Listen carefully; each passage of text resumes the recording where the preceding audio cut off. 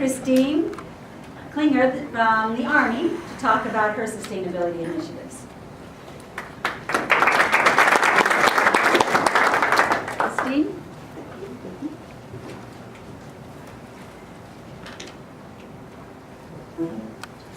Can you hear me? Thank you very much for having me here. I want to thank the organizers for the World Green Energy Symposium and also the University of DC for inviting me to speak. As you hear, my name is Christine Kingery, and I'm the Army Director of Sustainability Policy in the Pentagon. Just to give you a little bit of idea of how the Army is organized, the Army has basically two sides. It has its military side, and then it has its civilian control of the military side, which is the Army Secretariat. So I work on the Army Secretariat side, and what we do is we look at overall policy and strategy, and we set the direction. So I'm not the one that actually gets to go out there and dig, get the boots on the ground, but I'm the one that's sitting up there and trying to organize everything. So I want to focus more on sustainability overall in the Army and what we've done. And just so you understand, the Army's got a long history in sustainability, starting in the 1990s. And back then we didn't really call it that, we called it pollution prevention, but it evolved into what we know as sustainability for the Army. And we saw a lot of growth in that. In fact, in 2000, we basically had our first sustainability planning workshop at Fort Bragg. And if many of you are familiar with Fort Bragg had a lot of issues with training land and endangered species, regional air quality issues, water quality issues, and rising energy costs. And so they're kind of one of the first places that took this on, because, as an Army, primarily our installations are used as places where not only our families live, but our soldiers train and prepare themselves for our mission to defend the U.S. So it's very important to be able to train, and we saw a lot of encroachment going on there. So early on with Fort Bragg, and another earlier adopter was Fort Carson, and they had, again, certain growing pains as well. So basically, Army sustainability grew from there, and what we saw was we saw the Army strategy for the environment come in 2004. And in the Army, sustainability started from the environmental roots. Nowadays, sustainability is led really from the energy. Energy is where it's led from. That doesn't mean environment's not important, but it has kind of evolved into where it is. We, in the middle of the 2000s, started to publish an Army sustainability report. We were doing it yearly. Now we're doing it every other year. And that's trying to look across the Army on where we're doing sustainability. So, but just like everyone else, federal mandates, laws, statutes, those are what has driven the Army to look at this. And things like increased power outages, which we've seen on our installations, and those could come just from natural disasters versus other threats. But a power outage has a significant impact on an installation. We also know that water is critically important, and we've seen over the years anywhere between 30 to 50% of the contiguous United States in some sort of drought condition. So those, that energy shortfall and the water scarcity, those are strategic vulnerabilities for us. And they put our mission at risk, and they increase the cost to the taxpayers, because you all pay our bills. And so that's something that's happened with the Army. I can tell you that what we did with sustainability, and we still call it that, is we looked further and we saw net zero, which is what the Army uses right now to describe sustainability.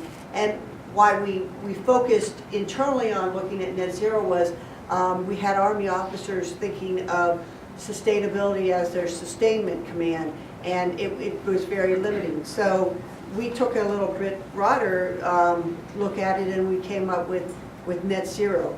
But why did we do that? We did that because we have a very large footprint, or boot print as we like to call it. We've got, when you look at soldiers and families and civilians, 2.2 million. We have about 154 small cities across the world, and a lot of infrastructure with them. And our energy bill is in billions, 1.3 billions last year, and our water use is in, again, billions of gallons. So, for the Army, you have to equate things to our mission, and that's how we did it. And so net zero basically was looked at a mission enabler for the Army. And what we were looking at, similar to how GSA is looking at it, is how do we do principles of integrated design? Instead of just looking at energy separately, instead of just looking at water, waste, or other aspects, you've got to integrate them in there. And so the idea for net zero kind of took 5 principles of reduction, repurpose, recycling and composting, energy recovery and disposal together. Now we since refined those for energy, water, and waste into more items. But I was asked to kind of bring a couple of different case studies here. And so what I wanted to focus in on is, our installations are really where things are happening. And so, for example, looking at waste specifically, recycling programs are real key at the installations. They generate money for our morale, welfare, and recreational fund. They also, pay for themselves as well. And so we sometimes, as an installation, can be a tipping point for a regional community in terms of whether there's enough product to make recycling achievable. And one of the things that we've done there is at Fort Hood, they looked at, okay, how can I partner with the outside community? And one of the ways they did was they partnered with Habitat for Humanity, and they looked at deconstructing old buildings, and so that those building materials could be salvageable and used. At Fort Carson, we have what's called a barracks furniture replacement program. Well, as that furniture was being replaced, initially it was being thrown out. Well, that furniture still had a useful life, and so they teamed with various nonprofits in the area to look at reusing the furniture. We've also looked a lot in terms of how do we reuse or how do we not dispose of food waste. And so we've been lately looking at what our Defense Commissary Agency had to do when the federal government was furloughed back in 2013. All of a sudden the Defense Commissary Agency ended up with all this food. Well, it was going to spoil, so they found a way to donate to local food banks. And we, the Army, took that a step forward, and we said, well, if the Commissary Agency can do that, maybe we can do that as well. So the idea was not to make more food so we could donate it. The idea is that, you plan a certain amount of food for a training exercise, for dining facilities, but if something changes and you don't use it all, you don't want to see it in the dumpsters. So in that partnering, we're able to find local food banks and places in the community for that food. So those are in the waste area. In the water area, there's been a lot of great things happening. One of the things that our installations do is they have to wash vehicles, just like everyone else in the community. And the majority of our locations now, we have vehicle wash facilities that recycle the water back in, because you don't need to be using treated, drinking water to wash vehicles. So in various places, including Fort Riley and others, we have gone to reuse our water. And Fort Riley took it a step further. They said, well, could we do something on sewer mining? And maybe use that to do some irrigation of the golf course. And so they're currently working with the Environmental Protection Agency's Office of Research and Development. And what they're doing there is they're having them bring bioreactor, and they're doing direct sewer mining, trying to see, okay, is it feasible for us to do that? Because everything, you know, is interrelated.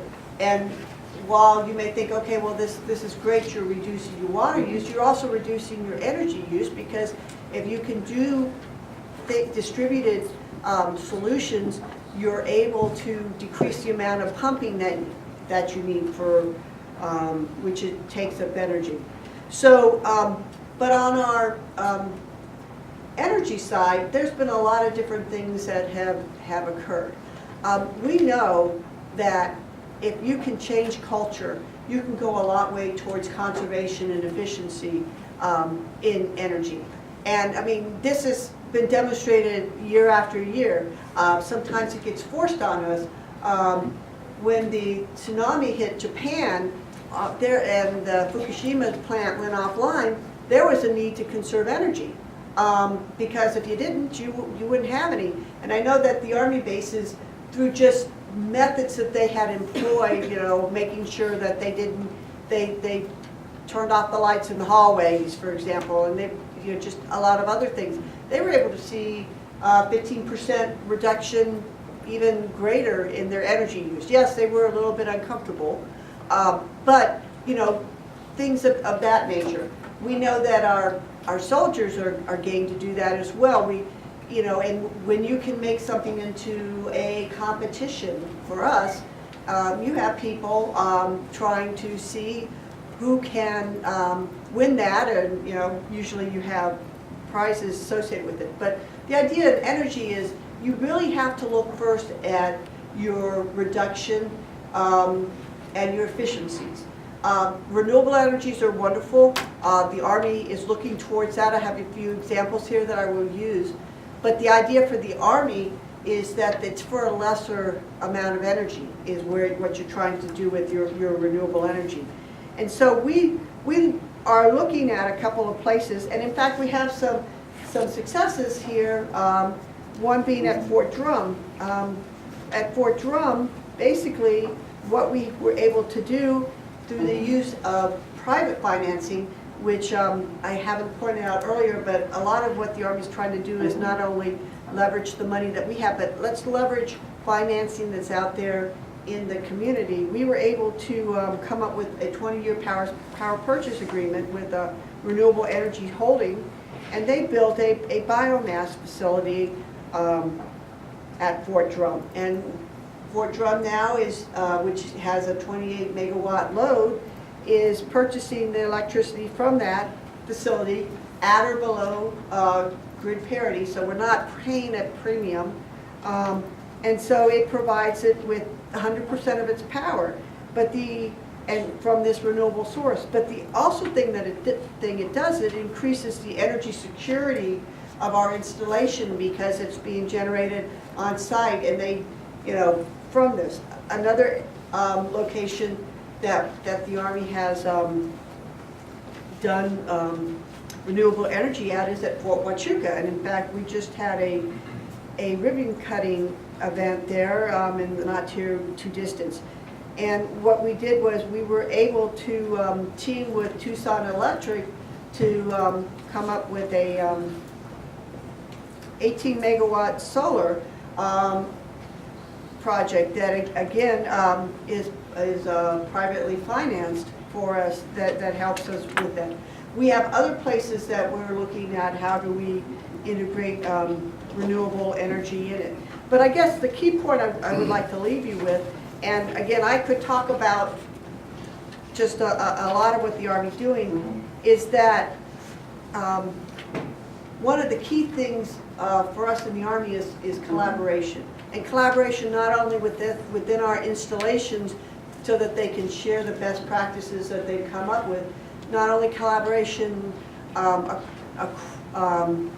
with other services as a whole, but collaboration with our partners, including our federal partners. We've collaborated with GSA at Fort Carson to kind of look at certain of our lead buildings to see, okay, are they functioning as they should, and look at human aspects. Collaboration with EPA to look at other solutions.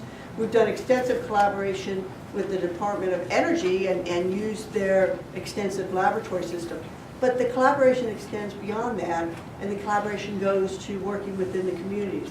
As I said, you know, Fort Hood is an example of a place, and Fort Carson are places that looked outside to the community to how could they collaborate.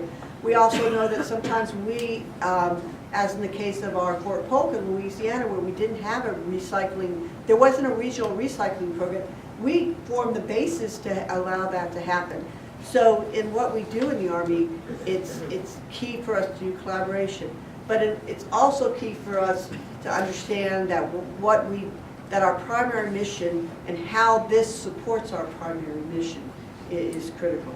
So, Thank you. Thank you very much.